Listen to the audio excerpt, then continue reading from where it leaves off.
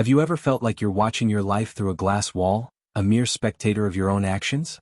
You go through the motions, work, conversations, daily routines, but a sense of detachment persists. It's as if the world were a movie, and you're simply watching the main character, unable to truly feel the emotions or connect with the experiences unfolding on screen. This feeling has a name, and understanding how it works is the first step to regaining control. In this video, we'll uncover why your brain creates this distance, the subtle signs that you're living on autopilot, and most importantly, we'll share a practical 3-step guide to reconnecting with your life. This experience has a name in psychology: dissociation. It's not a personal flaw or a sign of weakness, but a powerful, if confusing, defense mechanism. At its core, dissociation is a mental process in which a person disconnects from their thoughts, feelings, memories, or sense of self.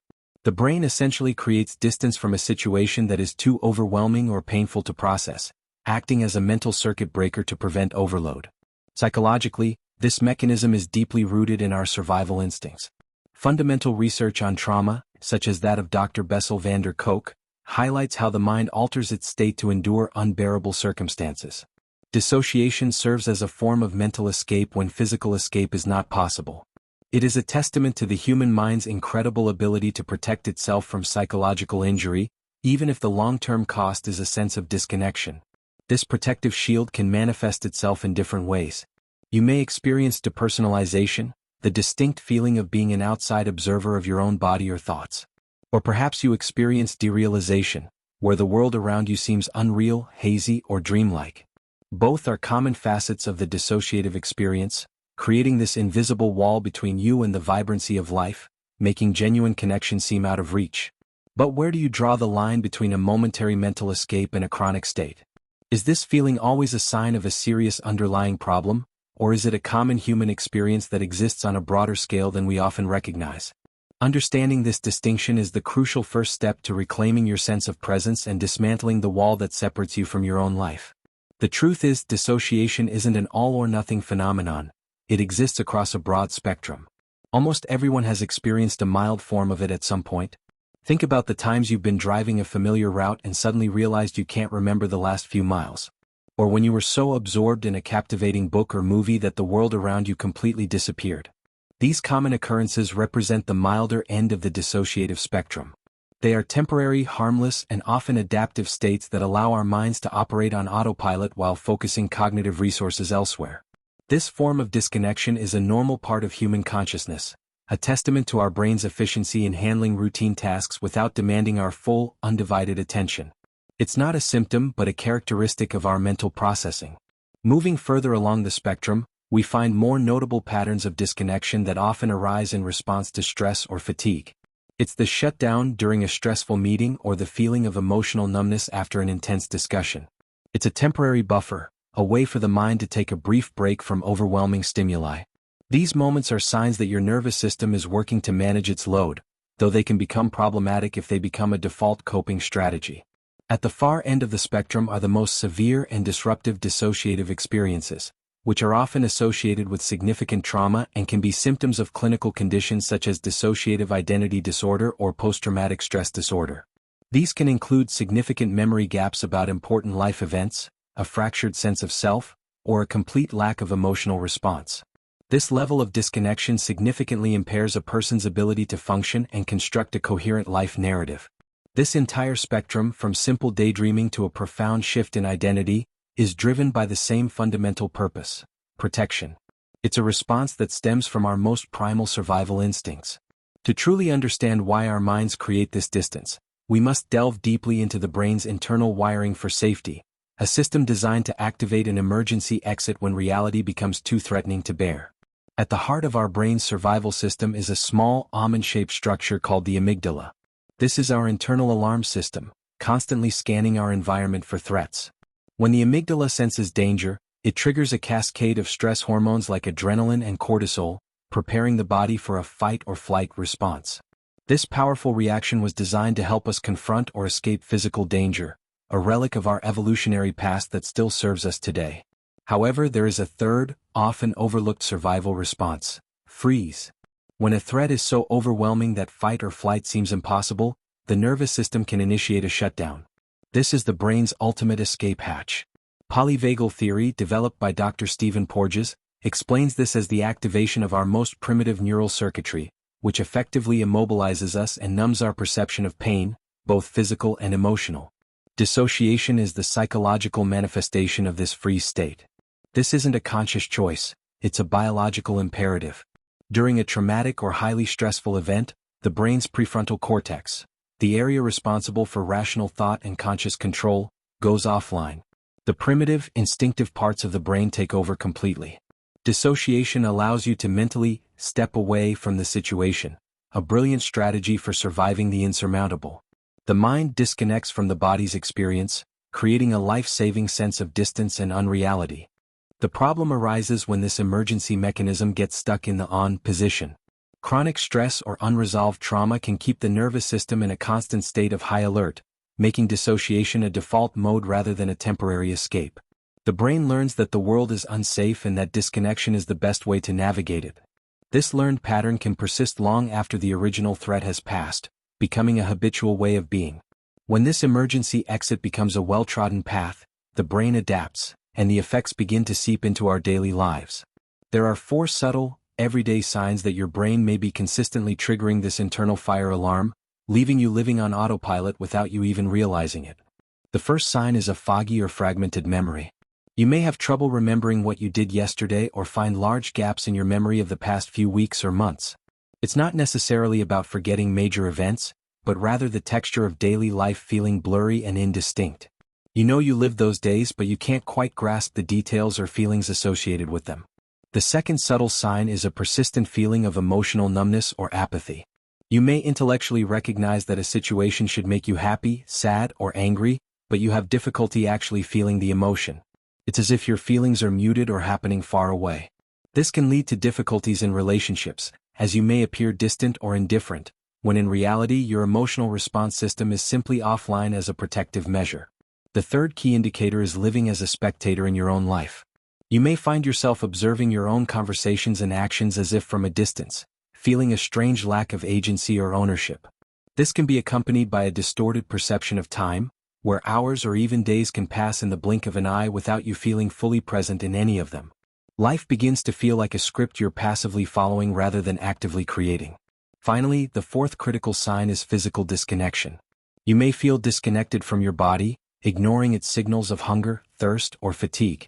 Some people describe feeling like a robot or a machine simply performing tasks. This mind-body split is a hallmark of dissociation, where the physical self is treated as a separate entity rather than an integrated part of your being, further deepening the sense of unreality. These signals are whispers of an exhausted nervous system, and recognizing them is the first step in gently guiding your mind back to the present. Now that we've recognized the signs, how do we begin to return? Instead of a complex solution, we propose a memorable 3-step model you can start applying today. Anchor, dwell, and feel. The first step is to ground. When the mind wanders, it loses its anchor in the here and now. Grounding techniques are simple, evidence-based strategies designed to re-establish this crucial connection. They work by intentionally shifting your focus from distressing thoughts to concrete sensory information in your immediate environment. Here are 3 techniques you can use right now. First, the 5-4-3-2-1 method. Wherever you are, pause and gently guide your attention. Name 5 things you can see, 4 things you can physically feel, 3 things you can hear, 2 things you can smell, and 1 thing you can taste. This process systematically engages each of your senses, pulling your awareness out of the abstract world of thought and firmly into the tangible reality of your environment. Second, use temperature. Holding an ice cube in your hand, feeling the intense cold spread across your skin, can be a powerful jolt back to the present. Similarly, splashing cold water on your face or drinking a cup of hot tea and focusing on the warmth can break through the dissociative fog. The strong sensory input acts as a clear signal to your brain, reminding it that you are here now in your body. Third, use movement. It doesn't have to be strenuous exercise. Simply pressing your feet firmly into the ground and feeling the solid ground beneath can be incredibly grounding. You can also try slowly stretching your arms above your head, paying close attention to the sensation in your muscles. Conscious movement reminds you that you have a physical form, a body that occupies space and interacts with the world. Each time you practice a grounding technique, you are strengthening the neural pathways associated with presence and safety. Once we have an anchor in the present, the second step is to consciously inhabit the body. The phrase, "the body keeps the marks," popularized by psychiatrist Bessel van der Kolk, encapsulates a profound truth. Our physical bodies hold the residue of our emotional experiences. When we dissociate, the mind may escape, but the body remains, absorbing the shock and storing unresolved survival energy. This can manifest as chronic muscle tension, unexplained pain, or a generalized sense of physical malaise and exhaustion. Breaking this cycle requires consciously re-inhabiting our bodies. You can begin exploring this connection through simple body scan meditations. This involves lying down and systematically bringing your attention to different parts of your body, from your toes to the top of your head. The intention isn't to change or judge what you feel, but simply to notice, to observe the heat, the tingling, the tension, or the numbness without getting caught up in a story about it. It's a practice of compassionately listening to your body's language. By building this bridge between mind and body, you're not just managing the symptoms of disconnection, you're addressing its roots. You're learning to trust your body's wisdom and creating a sense of safety from the inside out. With a foundation of inner security established, we can move on to the third step, feeling emotions safely. Re-engaging with emotions after a long period of dormancy can be daunting. The fear is that a flood of overwhelming feelings will emerge. That's why the process must be gradual and supported by concrete skills. Mindfulness is the fundamental practice here.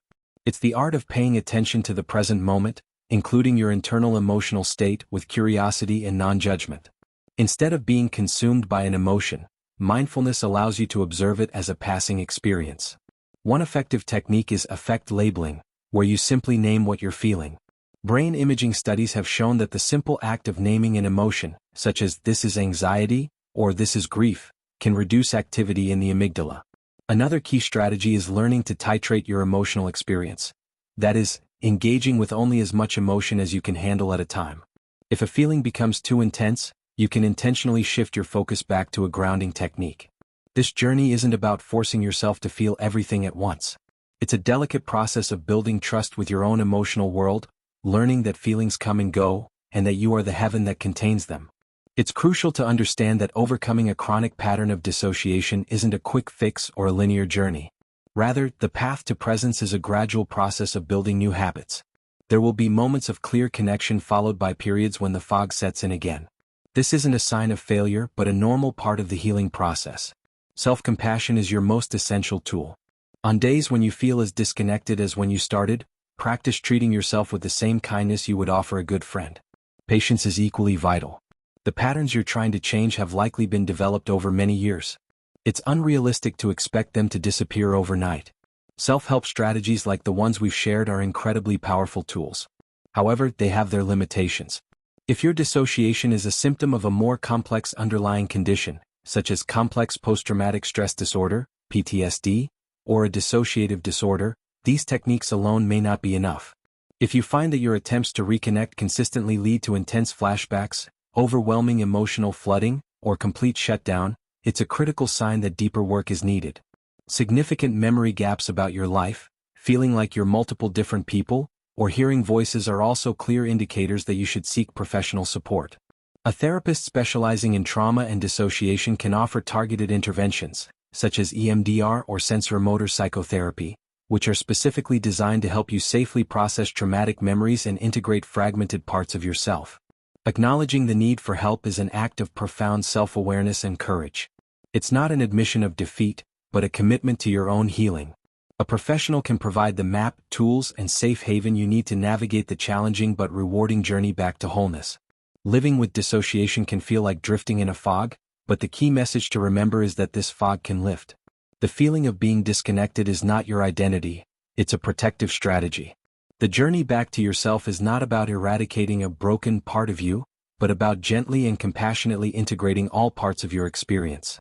Each time you choose to ground yourself, inhabit your body, and feel your emotions, you are voting for a more present and embodied life. You have the innate ability to heal and reconnect. Your mind, which has so brilliantly learned to protect you through disconnection, can also learn the paths back to presence. It requires patience, practice, and, above all, the belief that you are worthy of a life fully felt and lived. Your first step can be as simple as taking a deep breath right now and noticing the sensation of air filling your lungs. It can be pressing your feet into the ground and feeling their solid support. If you felt this video offered you a new perspective, please like and share it to help others who may be feeling lost in the same fog. And remember, if this journey feels too overwhelming to navigate alone, seeking professional support is a sign of incredible strength. You don't have to do this alone. Thank you for taking this time for yourself today. Be kind to yourself and take the first step, no matter how small. You deserve to be present in your own life.